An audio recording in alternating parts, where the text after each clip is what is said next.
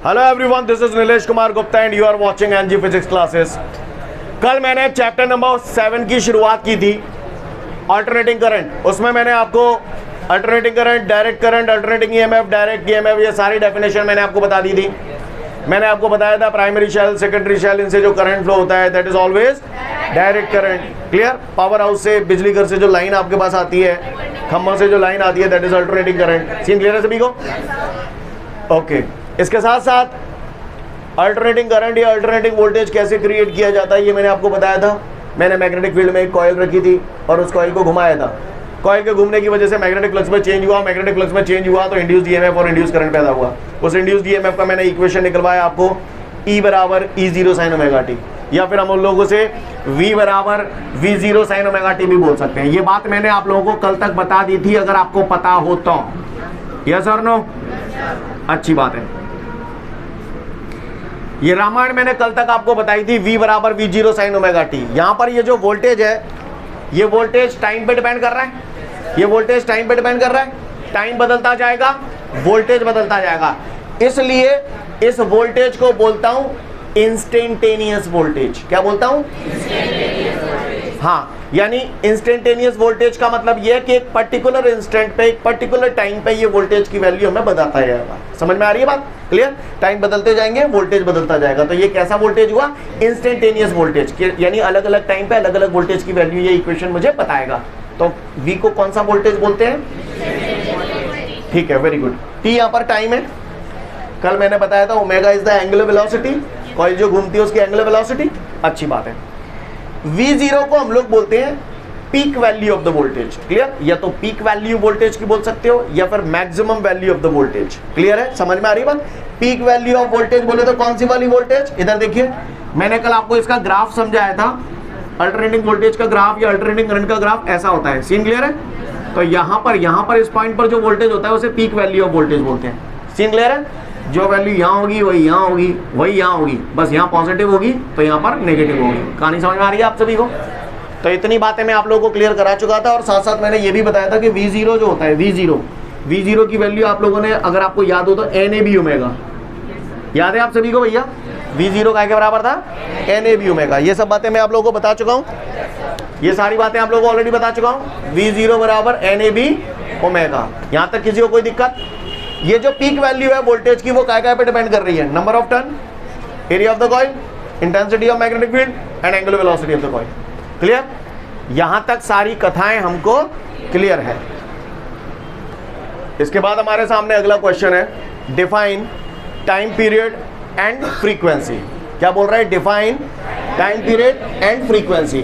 Time period and frequency की अगर मैं बात करूं तो हम लोगों ने टाइम पीरियड और फ्रीक्वेंसी कहीं ना कहीं 11th क्लास में भी बहुत पढ़ा है। क्या होता है सुने। मैंने अभी अभी आपको बताया कि भैया अल्टरनेटिंग करंट या अल्टरनेटिंग वोल्टेज का ग्राफ ऐसा होता है, लाइक दिस। यस और नो? सब लोग जानते हैं इस बात को?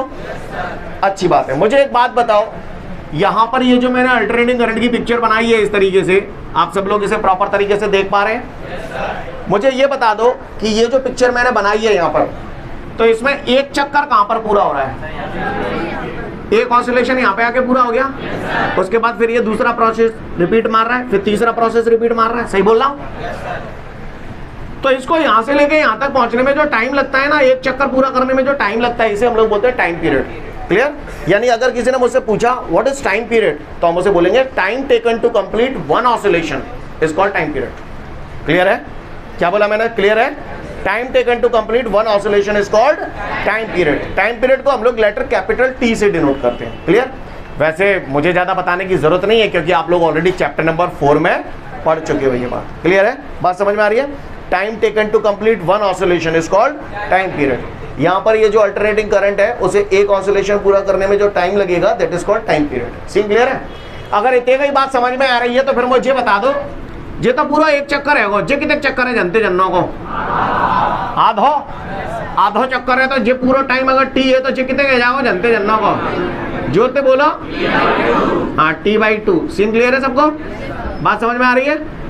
अच्छा, अगर इतने ही समझ में आ रही है तो फिर जो बता दो, जे T/2 है, अगर मैं जनते जन्नो पहुंचेंगे तो टाइम कितने लगेगा जन्नो बताओ भैया? तो T/2 को आधो कर देंगे तो ये कहा जाएगा T/4। बिना समझ में ही नहीं आ रही हुई कुछ। क्लियर है, समझ गए? किसी ने पूछ लिया टाइम पीरियड क्या होता है, तो हम मुझसे बता देंगे time taken to complete one oscillation is called time period. आपको पता नहीं याद है कि नहीं, कल शायद मैं आपके बैच में बताते बताते ये बताया गया था, ओमेगा बराबर थीटा अपॉन टी। ओमेगा के काफी सारे फॉर्मूलाज बताए थे कल आपको, बताए थे कल आपको, ओमेगा बराबर थीटा अपॉन टी या फिर 2 पाई अपॉन कैपिटल टी, ये नहीं बताया। चलिए देखते हैं, लिसन एवरीवन, यहां तक सीन क्लियर है सभी को? तो अगर किसी ने मुझसे टाइम पीरियड पूछ लिया तो मैं उसे बता सकता हूं time taken to complete one round या time taken to complete one oscillation, clear, is called time period. इधर देखिए, कल जब हमने v बराबर v0 sine omega t derivation prove किया था तो वहां पर हम लोगों ने एक फॉर्मूला पढ़ा था, omega is equal to theta upon T, अगर आपको याद हो तो, याद है? Omega is equal to theta upon T. T यहां पर क्या है? टाइम। अगर मैंने टाइम यहां कैपिटल टी रख दिया, कैपिटल टी रख दिया बोले तो एक चक्कर का समय रख दिया। टाइम पीरियड तो मैं समझ गया, टाइम पीरियड क्या? एक चक्कर का समय। अगर मैं यहां पर समय एक चक्कर का रख रहा हूं तो जाहिर सी बात है एंगल भी एक चक्कर का ही रखूंगा। तो एक चक्कर में कितना डिग्री का एंगल हो जाएगा? 360 डिग्री। एक चक्कर में 360 डिग्री का एंगल हो जाएगा। बोलो भैया हो जाएगा कि नहीं हो जाएगा? 360 डिग्री को 2 पा लिख दूं, 2 पाई, क्योंकि पाई 180 डिग्री होता है, 180 का 2 से मल्टीप्लाई करूंगा 360। बोलो भैया, तो भैया मैंने थीटा की जगह यहाँ 2 पाई लिख दिया, तो इस फॉर्मूले से ये कैसे आ गया, समझ में आई बात? बोलो भैया, इससे ये कन्वर्ट हो गया। बचपन में सुना था, reciprocal of frequency is called time period, यानी टी बराबर 1/f। सुना है अपन ने, पढ़ा है पहले भी। टी की जगह अगर यहाँ 1/f चिपकाऊंगा तो देखो 2 पाई तो ये है ही है, टी की जगह 1/f रखूंगा तो 1/f कहाँ पहुंच जाओ? ऊपर। सीन क्लियर है? तो अपॉन में 1 लिखना जरूरी है क्या? तो चलो हटा जाए। तो ये एंगुलर वेलोसिटी के काफी सारे रिलेशन आए, कैसे आए समझ में आई बात? बिल्कुल आपको घुटे घुटाए होनी चाहिए, वैसे ये सब 11th में पढ़ा दिए जाते हैं। क्लियर है? तो एंगुलर वेलोसिटी के रिलेशन क्या क्या हो गए? ओमेगा बराबर theta upon T, 2 pi upon capital T, 2 pi R. कैसे आए ये बात समझ में आ रही है? ये आपके नोट्सों में नहीं होंगे, आप इसे कहीं भी उतारना चाहे तो उतार सकते हैं। वेरी गुड, मैं तो पहले कह रहा था सब दो नोट्स में। तो यहां तक बात समझ में आई? वापस इधर आ जाओ। बात हो रही है टाइम पीरियड की, क्लियर? तो टाइम पीरियड की अगर बात हो रही है तो ध्यान से सुनेंगे, मैंने डेफिनेशन बार बार बोल रहा हूं, कई बार बोल चुका हूं। Time taken to complete one oscillation is called time period. Clear? एक ऑसिलेशन पूरा करने में या एक रिवॉल्यूशन पूरा करने में या एक राउंड पूरा करने में जो टाइम लग रहा है उसे मैं बोलता हूं टाइम पीरियड। एक डेफिनेशन तो टाइम पीरियड की ये हो गई। दूसरी डेफिनेशन अगर कोई मुझसे पूछेगा तो मैं इस फॉर्मूले के बिहाफ पे ये डेफिनेशन दे दूंगा, आप ही बता दो मैं क्या बोलूं। हाँ बिल्कुल, आपने करेक्ट बोला, reciprocal of frequency is called time period. Reciprocal of frequency is called time period. कहानी समझ में आ रही है? अच्छा, अब बता दिया फ्रीक्वेंसी। कोई मुझसे फ्रीक्वेंसी की भी डेफिनेशन पूछ रहा है तो आप बताओ, फ्रीक्वेंसी को इधर ले आऊंगा, टाइम को इधर ले आऊंगा तो नजारा ऐसा हो जाएगा। तो एक डेफिनेशन तो ये हो जाएगी, reciprocal of time period is called frequency. क्या? फिर से बोलो। हाँ, इसके अलावा फ्रीक्वेंसी की एक और डेफिनेशन होती है, कोई भी ऑब्जेक्ट 1 सेकंड में जितने चक्कर लगा लेता है उसे हम लोग फ्रीक्वेंसी बोलते हैं।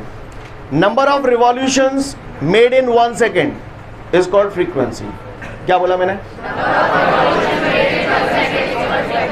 2 डेफिनेशन होती है फ्रीक्वेंसी की, फिर से बोल रहा हूं। Reciprocal of time period is called frequency, या फिर दूसरा, number of revolutions made in 1 second is called frequency. Clear है? क्या बोला मैंने? जैसे कई बार हम लोग जाते हैं, बाजार गए, हमने बोला भैया एक पंखा दिखा दो, तो सामने वाला पूछता है कैसा पंखा चाहिए, तो उसने बोला ऐसा पंखा दियो तो ज़्यादा फेरा बनाए। अब समझ गए, ज़्यादा फेरा बनाए यानी ज़्यादा चक्कर लगाए, ज़्यादा चक्कर लगाए। तो वो दुकानदार बोलता है ठीक है मैं आपको 1200 RPM का पंखा दे दूं। सोचो 1200 RPM, इसका मतलब समझिएगा, समझ गए ना? 1200 राउंड पर मिनट का। हाँ, और अगर दुकानदार बोले चलो मैं आपको 1200 RPS का पंखा दे देता हूं, तो इसका मतलब वो आपसे ये बोल रहा है 1200 RPS का मतलब हो गया राउंड पर सेकंड। कहानी समझ में आई? बोलो भैया। तो 1200 राउंड पर सेकंड का मतलब क्या हुआ? 1 सेकंड में 1200 चक्कर। और 1 सेकंड में लगाए गए चक्करों की संख्या को ही हम लोग क्या बोलते हैं? फ्रीक्वेंसी। नहीं आई मेरी बात समझ में? Number of revolutions made in 1 second is called frequency. दो डेफिनेशन है भैया, दोनों बड़ी काम आएंगे आपको फ्रीक्वेंसी की डेफिनेशन। वैसे तो चैप्टर 4 में ऑलरेडी बढ़ा चुका हूं। Clear? Number of revolutions made in 1 second is called frequency, या फिर reciprocal of time period is called frequency. Got it guys? आपको बता दूं, इंडिया में अल्टरनेटिंग करंट की जो फ्रीक्वेंसी है वो 50 हर्ट्ज है। कितनी है? और यूएसए में 100 हर्ट्ज है। कितनी है? हाँ, कोई भी पूछे ओटी वगैरह में पूछ सकता है इंडिया में अल्टरनेटिंग करंट की फ्रीक्वेंसी कितनी है, तो मतलब 50 हर्ट्ज और यूएसए में 100 हर्ट्ज। पहले इतना पढ़ ले फिर आगे की बात करता हूँ। आपको यहाँ पर टाइम पीरियड का रिलेशन दिया हुआ है t बराबर 2π/ω। तो वो कहाँ से आया? गौर से देखें, यहीं से आया। ये सब अपन ने पढ़ लिया ना, तो मुझे मालूम है ओमेगा बराबर होता है 2π/t। t को इधर ले जाऊंगा तो ओमेगा नीचे आ जाएगा, तो t बराबर 2π/ω। कहानी समझ में आई? और 1/f तो डेफिनेशन से क्लियर है ही आपको। चलूँ आगे? किसी को कोई दिक्कत? तो मैं उम्मीद करता हूँ यहाँ तक हम लोगों को टाइम पीरियड और फ्रीक्वेंसी क्लियर है। आगे बढ़े। अब यहाँ थोड़ा सा कुछ बताना चाहता हूँ, ध्यान से सुनिएगा। इंडिया में अल्टरनेटिंग करंट की फ्रीक्वेंसी कितनी है?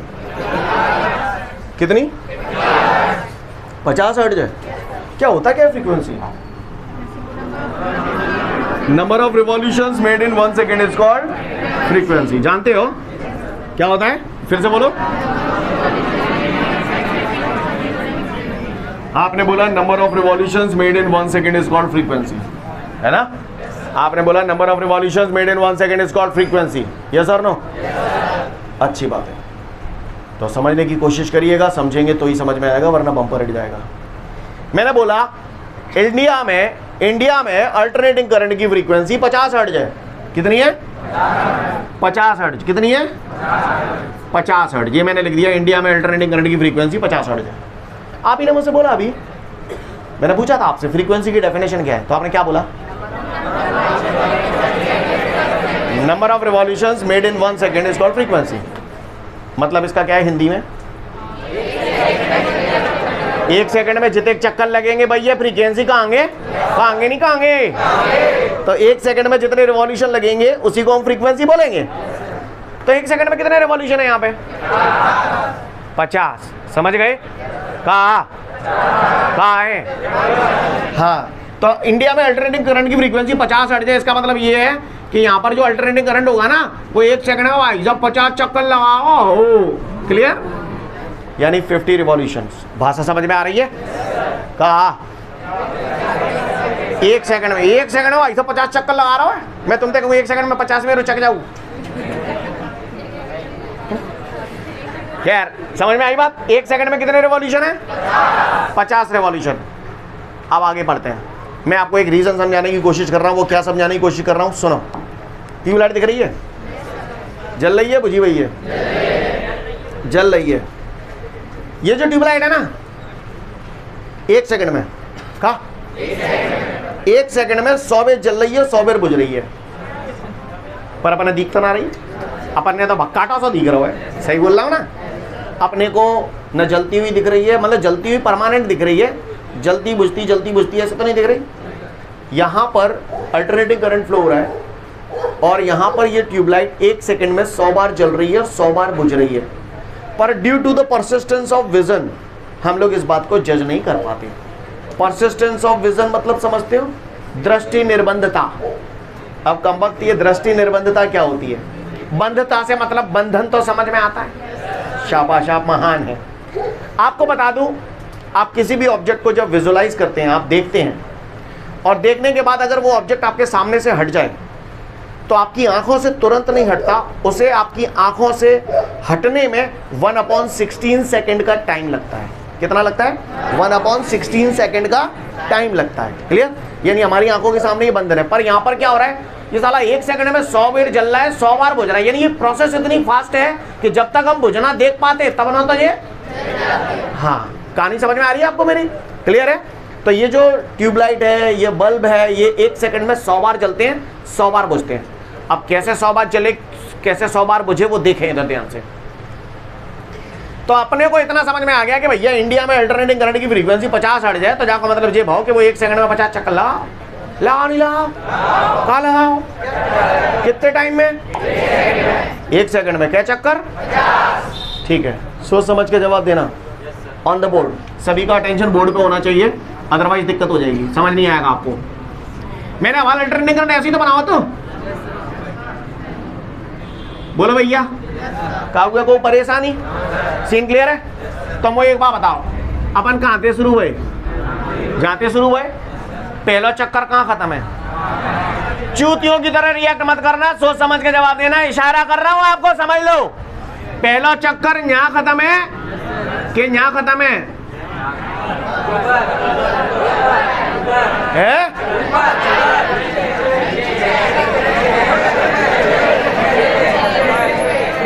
ये तो पार्लियामेंट मत बनाओ जाए, बहस का मुद्दा हो गया ये तो। लिसन एवरीवन, नालायक हो बस, ठीक है, समझ गया मैं।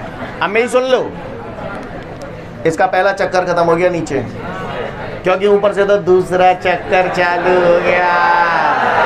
समझ में आ रही है बात सभी को? सीन क्लियर है? Not the matter of laughing, try to understand. तो मैं यहाँ पर नोटिस कर पा रहा हूँ कि पहला राउंड यहाँ खत्म हो चुका है। First revolution is over here, right? यहाँ पर पहला रिवॉल्यूशन खत्म हो गया और इस ऊपर वाले पॉइंट से दूसरा रिवॉल्यूशन चालू हो गया। सही बोल रहा हूँ? अपने को बात करनी है बॉस एक चक्कर की, एक रिवॉल्यूशन की बात कर रहा हूँ। मैं बताऊँ यहाँ पे करंट कितने गए? लट्टू जली गो बुझी गो है? क्यों बुझी गो? करंट 0 है। समझना मेरी बात को। तो करंट 0 है, लट्टू बुझी गो। क्लियर? करंट 0 है यहाँ पर, तो लट्टू बुझी गो। समझ गए? लिख देता हूँ मैं यहाँ पर, बुझना। क्लियर? बुझ गया। ओके, यहाँ पे पहुंच के करंट मैक्सिमम है गो। जली गो बुझी गो, जली गो, लट्टू जली गो, लट्टू। क्लियर? चुप रे, लट्टू जली गो। बता भैया, लट्टू बुझी गो। क्लियर? लट्टू जली गो, जली गो। क्लियर है यहाँ तक सभी को? लट्टू बुझी गो, जली गो, बुझी गो, जली गो। क्लियर? यहां पर बुझ गया था, जल गया था, बुझ गया था, जल गया था। सीन क्लियर है? एक चक्कर में कितनी बार जला? कितनी बार जला एक चक्कर में? कितनी बार बुझा है? ढक्कन हो, यहां से तो दूसरा चक्कर चालू है, जाके तो बात ही ना कर रहा हूं मैं। 2 बार जला है, 2 बार बुझा है, यानी लट्टू एक चक्कर में 2 बार जल रहा है और 2 बार बुझ रहा है। जब एक चक्कर में 2 बार जल रहा है, 2 बार बुझ रहा है, एक रिवॉल्यूशन में 2 बार जल रहा है, 2 बार बुझ रहा है, तो 50 रिवॉल्यूशन में 100 बार जलेगा, 100 टाइम्स ग्लो करेगा और 100 टाइम्स एक्सटिंग्विश। क्लियर? यानी बुझ जाएगा। कहानी समझ में आ रही है? क्लियर है? कोई दिक्कत? 1 सेकंड में 50 चक्कर थे, एक चक्कर में 2 बार जल रहा है, 2 बार बुझ रहा है, तो 50 चक्कर में 100 बार जलेगा, 100 बार बुझेगा। यानी ये पूरा प्रोसेस कितने टाइम में हो रहा है? 1 सेकंड में। तो ये प्रोसेस इतनी फास्ट होता है कि हम लोग इस बात को जज नहीं कर पाते, लेकिन वास्तविकता में क्या होता है, बात समझ में आ रही है? क्लियर है? 1 सेकंड में ये बल्ब, ये ट्यूबलाइट 100 बार जलती है, 100 बार बुझती है। तो ये कहानी पूरी आपको समझ में आई? इसका एक नोट दिया होगा, वहीं कहीं देख लें आप, पढ़ लें, समझ जाएंगे। इसके बाद हमारे को अगला क्वेश्चन दे रहा है, डिफाइन एम्पलीट्यूड और पीक वैल्यू, है ना? एम्पलीट्यूड और पीक वैल्यू की अगर मैं बात करूं तो मैं बातों में बता चुका हूं, आपको कल भी बताया था। ये जैसे अल्टरनेटिंग वोल्टेज या अल्टरनेटिंग करंट का ग्राफ है, तो यहाँ पर जो करंट की वैल्यू होती है that is called peak value of current. Clear? Clear? Peak value of current या मैक्सिमम वैल्यू ऑफ करंट, या इसे हम लोग एम्पलीट्यूड ऑफ करंट भी बोल सकते हैं। एम्पलीट्यूड का मतलब ही होता है मैक्सिमम वैल्यू। क्लियर? ओके, बात समझ में आ रही है? The maximum value of current is called amplitude और peak value of current. It is denoted by the letter I0। Peak value of current चाहिए तो I0 से डिनोट करेंगे, पीक वैल्यू ऑफ वोल्टेज चाहिए तो V0 से डिनोट करेंगे। कहानी समझ में आ रही है? सीन क्लियर है? पढ़ लो डेफिनेशन, आप समझ जाओगे।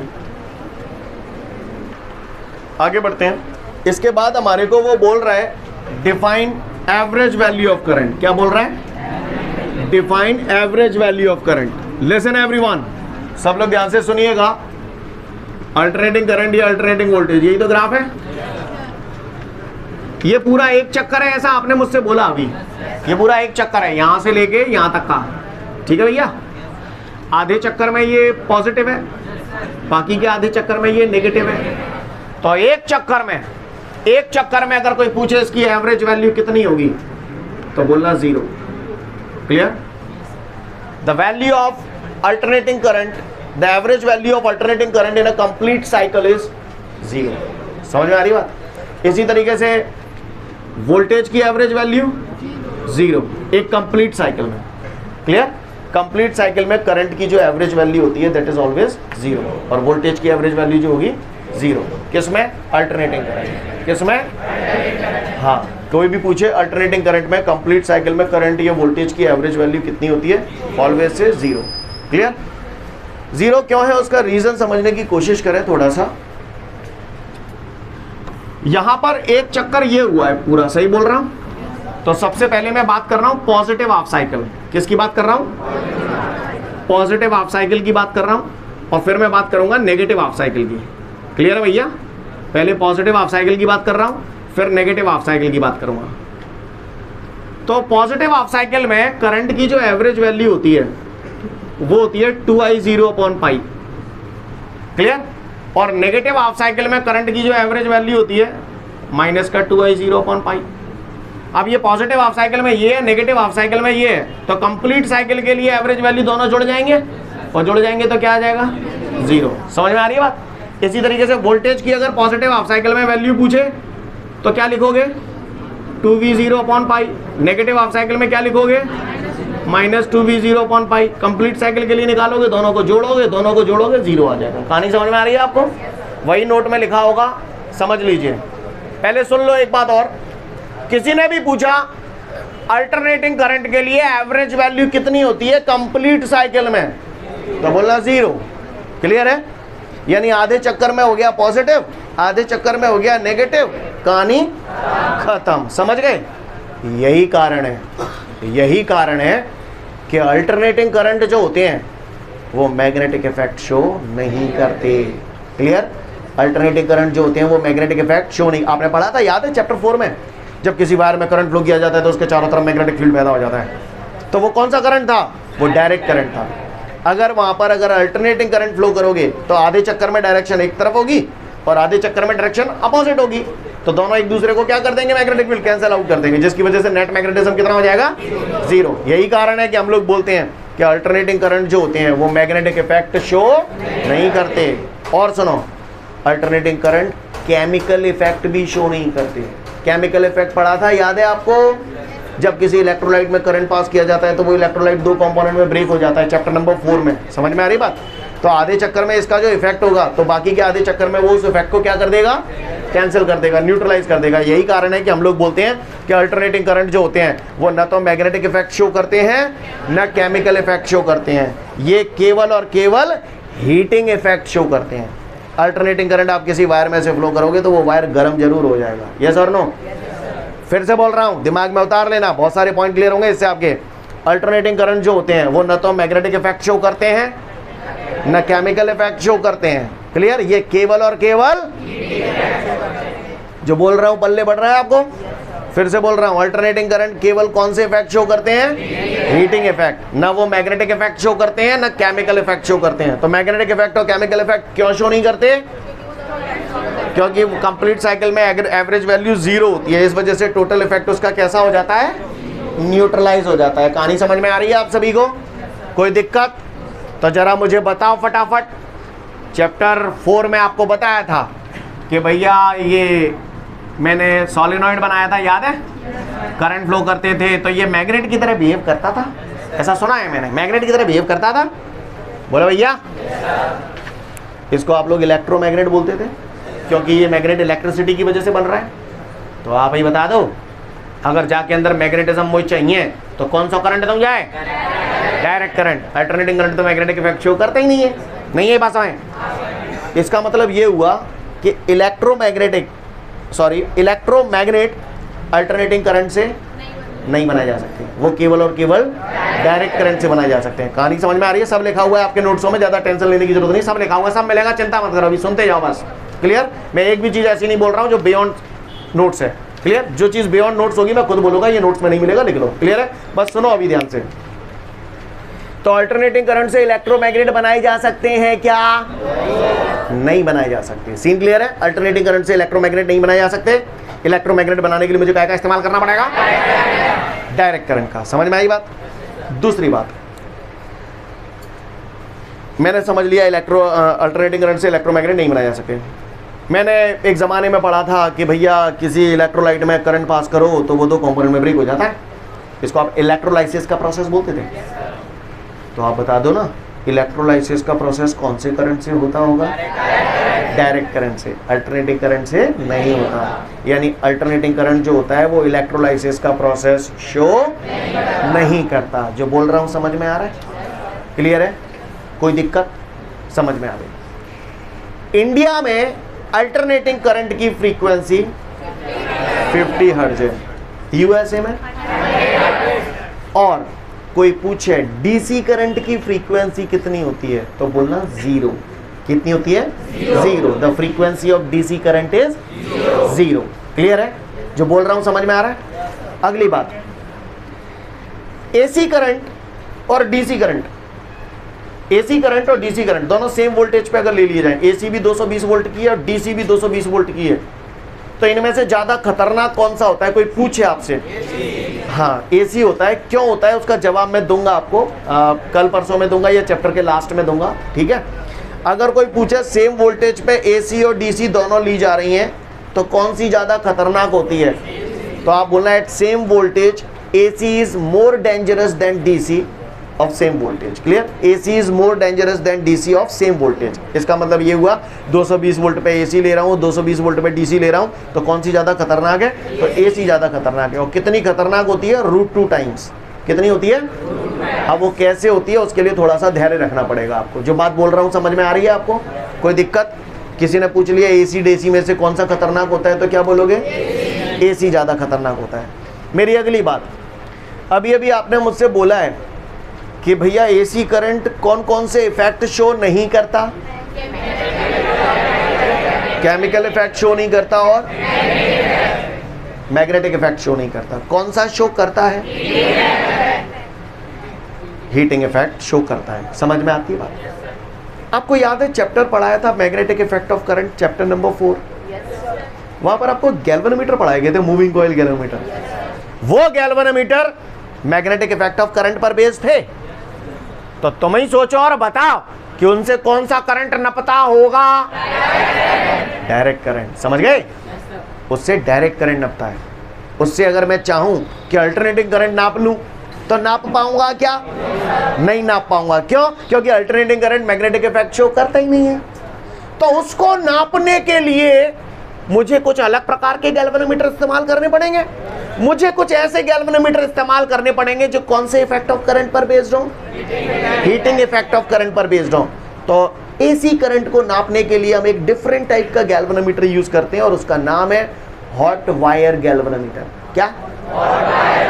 अब ये हॉट वायर गैल्वेनोमीटर क्या होता है ये जानना हमारा टास्क नहीं है, पर इतनी नाम से समझ में आ गया होगा कि एसी करंट को नापने वाला ये जो डिवाइस है हॉट वायर गैल्वेनोमीटर, वो कौन से इफेक्ट पर बेस्ड है? हीटिंग इफेक्ट ऑफ करंट पर बेस्ड है। सीन क्लियर है? समझ में आ रही है बात? AC current magnetic effect show नहीं कर रहा, केमिकल इफेक्ट शो नहीं कर रहा, केवल हीटिंग इफेक्ट शो कर रहा है। लेकिन डीसी करंट मल्टीपर्पज है, चाहे जहां फेट है। क्लियर? बातें तीनों इफेक्ट शो करवा लो, चाहे केमिकल इफेक्ट हो, चाहे हीटिंग इफेक्ट हो, चाहे मैग्नेटिक इफेक्ट हो, वो तीनों इफेक्ट शो करता है। अब इतना मैंने बता दिया, इतनी नॉलेज के बिहाफ पे आप मुझे बताओ, सोच समझ के जवाब देना। जिस गैल्वेनोमीटर से एसी करंट नापा जा सकता है उससे डीसी नप जाएगा क्या?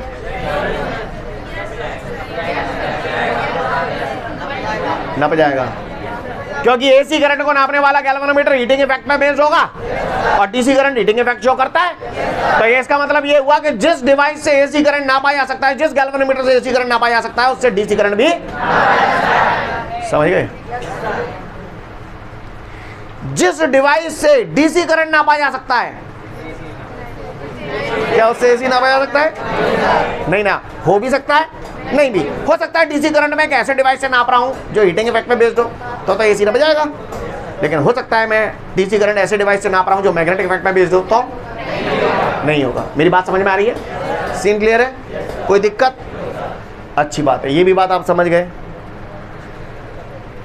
तो ठीक है, बहुत बढ़िया बात है। एक लास्ट बात और, क्या खम्बन से कौन सी लाइन आ रही है आप पे? अच्छा एसी आ रही है, अच्छा खम्बन से लाइन आ रही है तो वहां ट्रांसफार्मर लगे, ट्रांसफार्मर से आ रही है।